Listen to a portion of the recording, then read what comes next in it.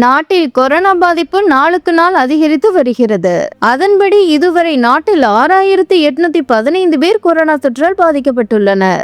2025 June 9ஆம் தேதியான நேற்று 6491 பேர் கொரோனா தொற்றால் பாதிக்கப்பட்டுள்ள நிலையில் இன்று புதிதாக 700 பேர் பாதிக்கப்பட்டுள்ளனர்.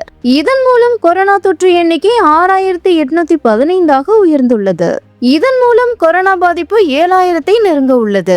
மத்திய சுகாதாரத்துறை அமைச்சகத்தின் தகவலின்படி அதிகபட்சமாக கேரள மாநிலத்தில் 2053 பேர் கொரோனா தொற்றால் பாதிக்கப்பட்டுள்ளனர். அடுத்ததாக மேற்கு வங்கத்தில் 747 பேரும், உத்தரப்பிரதேசத்தில் 225 பேரும், தமிழகத்தில் 207 பேரும், மகாராஷ்டிராவில் 613 பேரும், கர்நாடகாவில் 553 பேரும், குஜராத்தில் 1109 பேரும், டெல்லியில் 691 பேரும், ஆந்திராவில் 89 பேரும், பீகாரில் 48 பேரும் கொரோனா தொற்றால் பாதிக்கப்பட்டுள்ளனர்.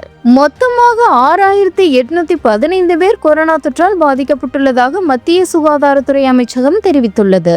மேலும் 2025 ஜனவரி மாதத்தில் இருந்து நாட்டில் 68 பேர் கொரோனா தொற்றால் உயிரிழந்துள்ளனர். கடந்த 24 மணி நேரத்தில் 3 பேர் உயிரிழந்துள்ளனர். டெல்லி, ஜார்க்கண்ட், மத்திய பிரதேச மாநிலத்தில் தலா ஒருவர் என 3 பேர் கொரோனா தொற்றால் உயிரிழந்துள்ளனர்.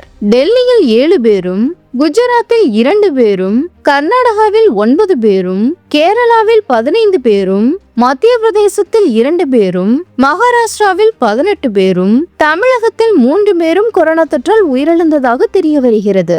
இந்தியாவில் இதுவரை 4 புதிய வகை கொரோனா தொற்று இந்தியாவில் கண்டுபிடிக்கப்பட்டுள்ளதாகவும் அவை LF7, XFG, JN1 மற்றும் NB181 தொடர்களை சேர்ந்தவை என்றும் ICMR தெரிவித்துள்ளது. இதற்கிடையில் இந்தியாவில் XFG எனும் புதிய கொரோனா மாதிரி கண்டுபிடிக்கப்பட்டுள்ளதாக தகவல்கள் வெளிவந்த வண்ணம் உள்ளது.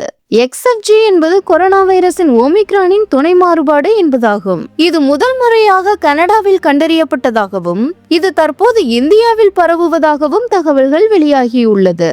இது போன்ற புதிய வகையான கொரோனா தொற்றால் பெரிய அளவில் பாதிப்புகள் ஏற்படாது என்று சுகாதாரத்துறை அமைச்சகம் தெரிவித்துள்ளது. இருப்பினும் மக்கள் விழிப்புடன் இருக்க வேண்டும் என அறிவுறுத்தியுள்ளது. கொரோனா பாதிப்பு அதிகரித்து வருவதை அடுத்து கேரளா, தமிழ்நாடு, டெல்லி, குஜராத் உள்ளிட்ட மாநிலங்களில் பொது இடங்களில் முகக்கவசம் அணிய வேண்டும் என அறிவுறுத்தப்பட்டுள்ளது. மேலும் சளி, காய்ச்சல், இருமல் போன்ற அறிகுறிகள் இருந்தால் மருத்துவமனை செல்ல வேண்டும் எனவும் கூறப்பட்டுள்ளது. அண்மையில் தமிழகத்தில் கர்ப்பிணிகள் முகக்கவசம் அணிவதை கட்டாயமாக்கி மாநில சுகாதாரத்துறை அமைச்சகம் உத்தரவிட்டது என்பது குறிப்பிடத்தக்கது.